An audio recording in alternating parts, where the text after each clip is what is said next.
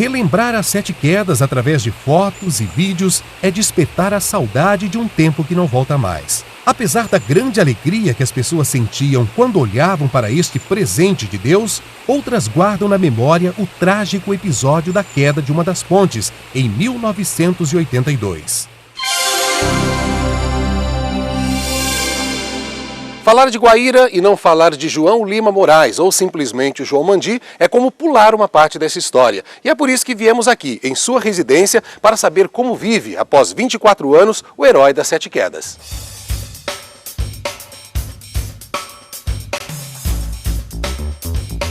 Em 1960, chegava à cidade de Guaíra João Mandi, que ao ver pela primeira vez as 7 quedas, ficou encantado, como muitas pessoas que tiveram esse privilégio. Ele nem imaginava que no futuro seu apelido estaria na página de vários jornais e que seu nome estaria ligado para sempre à história das 7 quedas.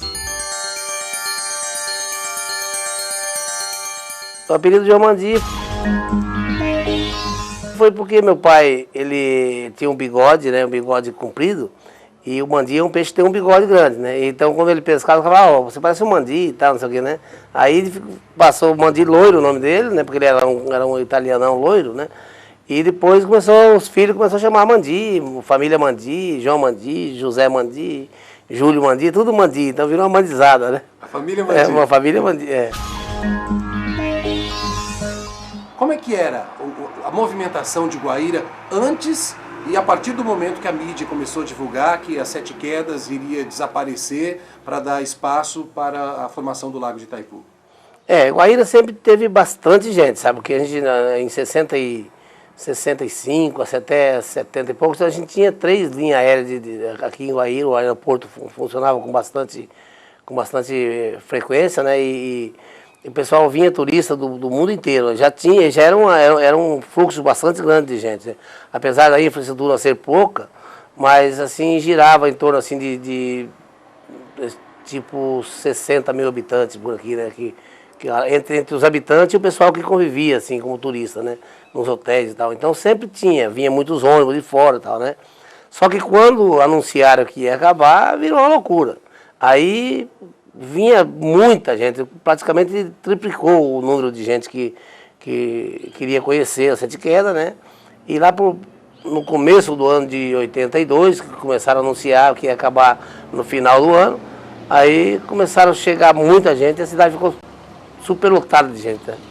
Antes da notícia do fim das 7 quedas, 20 ônibus em média chegavam à cidade de Guaíra todos os finais de semana. Depois, esse número aumentou para 60. O fluxo de turistas na cidade era muito grande. Pessoas de todas as partes do Brasil e do mundo queriam ver um dos mais impressionantes cenários da natureza que estava com data marcada para desaparecer. Na hora do acidente, por volta das 10 horas da manhã do domingo, 17 de janeiro de 1982, pelo menos 1.500 pessoas estavam no Parque das 7 Quedas. João, tenta resgatar pra gente como foi o momento quando você chegou nas 7 Quedas, ou próximo àquela ponte que havia caído.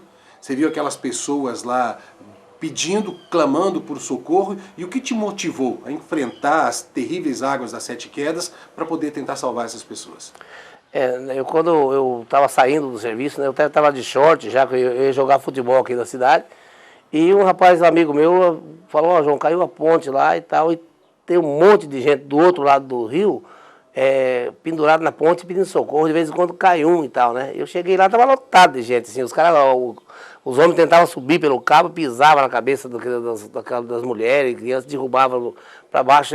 Realmente é bastante feio, sabe?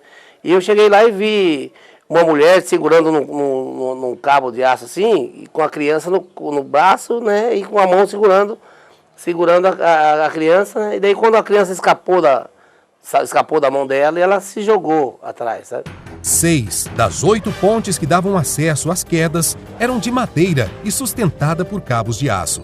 Elas haviam sido construídas entre 1920 e 1930 pela Companhia Mate Laranjeira.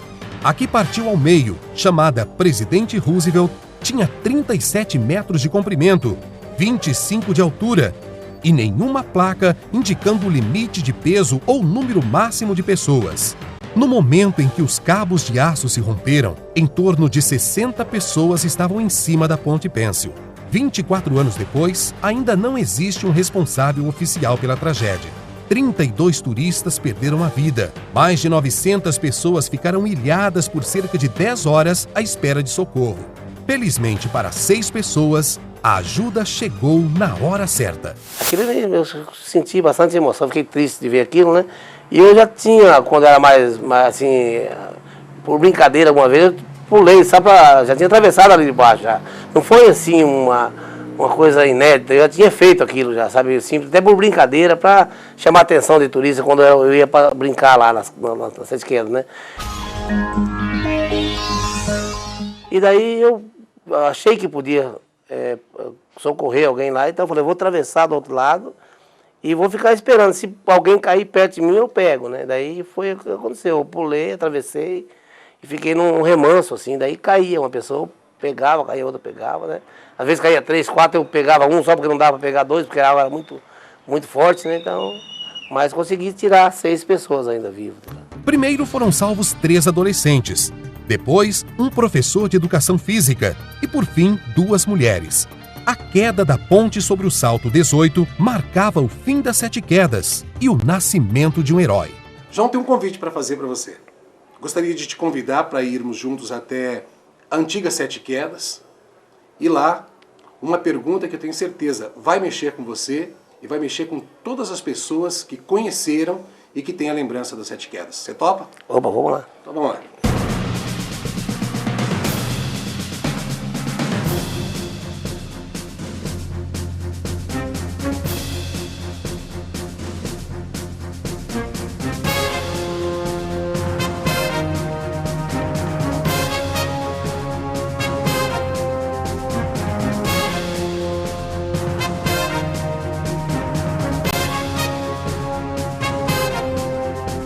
João, o que você sente hoje olhando para esse lago e saber que há 24 anos 7 Quedas ficou afogada pelas águas de Itaipu?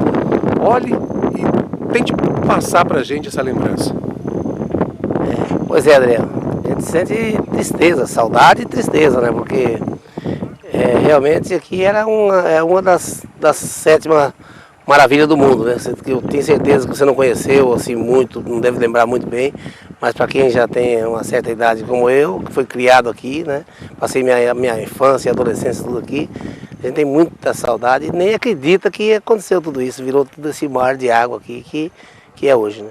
E principalmente a gente saber que tanta tecnologia que foi aplicada na construção da hidrelétrica de Itaipu e eles não puderam nem pensar em algo que pudesse salvar 7 Quedas, né, João? Na realidade eu acho que eles só pensaram mesmo na parte do desenvolvimento, no caso, que é a produção da energia e tal, né? Porque se quisesse alguém fazer alguma coisa para salvar, eu acho que salvaria, né? Eu acho que naquela época também o pessoal não dava muito valor para a natureza quanto dá hoje, né? Que hoje você pode ver que nós temos vários grupos, várias ONGs, né? Defendendo a natureza, então isso aí para nós é bastante importante. Eu acho que o rio hoje tem esse lago aqui, é importante, tem bastante peixe para o pessoal sobrevive de outra maneira, mas só que a 7 Quedas era muito linda e acabou com a nossa fonte de renda, que era a principal fonte de renda, que era o turismo aqui de Guaíra.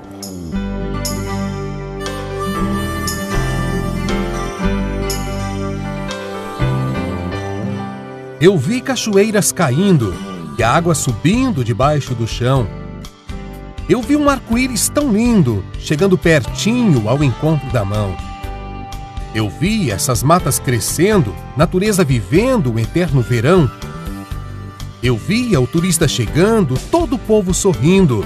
Oh, que doce ilusão! E o que restou para nós? Desilusão. Vieram cheias cobrindo de areia rastros de erosão. E o que restou para nós? Desilusão. Vieram as águas enchendo de mágoa nosso coração. Árvores secas rodeando nossa paisagem é bem a imagem da tristeza que ficou. Foi o trabalho, anos de sonhos e esperanças, resta a lembrança deste tempo que passou. E eu me espelho na grandeza da barragem, trago coragem de dizer com emoção que as belezas nestas águas submersas levo nos versos sufocados da canção. Meu Deus, o homem destrói tudo, sem pensar no amanhã. Vai destruindo, sem medir as proporções. Perdoe-nos, Sete Quedas vive em nossos corações.